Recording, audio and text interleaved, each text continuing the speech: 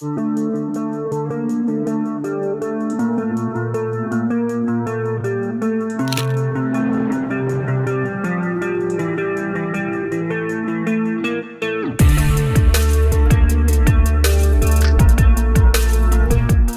Christmas Eve jazz concert in Washington, D.C. turned into a political flashpoint after a musician abruptly pulled the plug just moments before audiences were set to take their seats.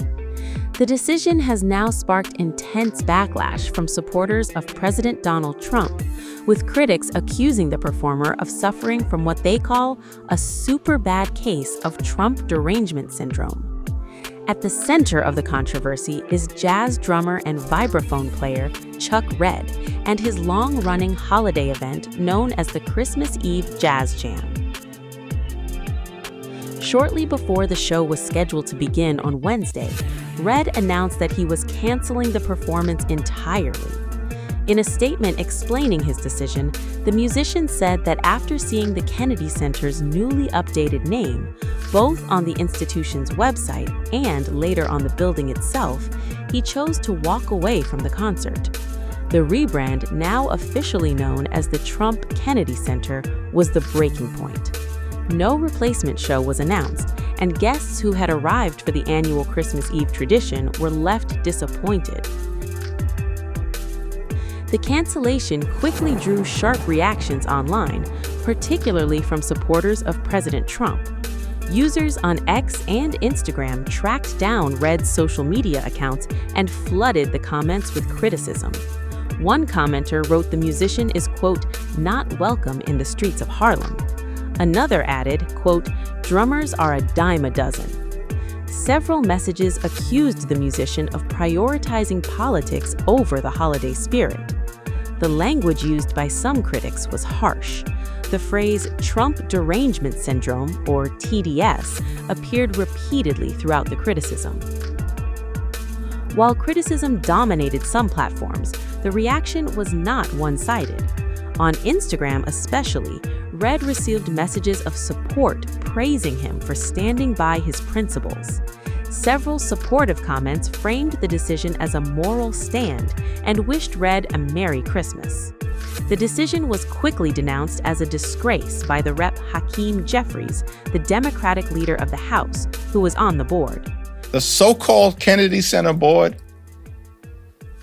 wants to rename the Kennedy Center after Donald Trump. Are you kidding me?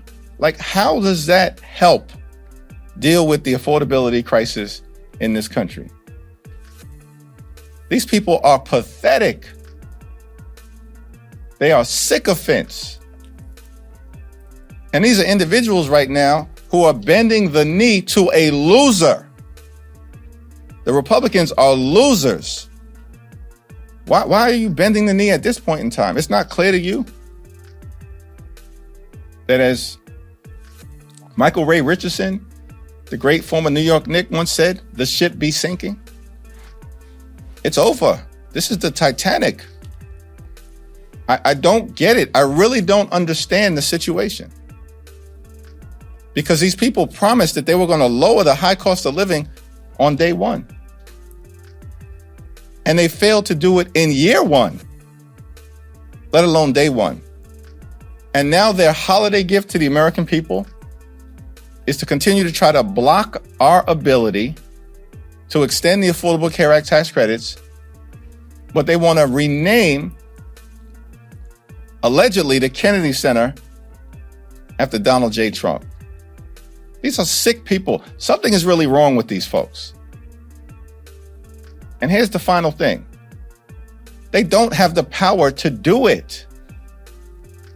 Only Congress can rename the Kennedy Center. The wannabe king and his sycophantic minions can't do it.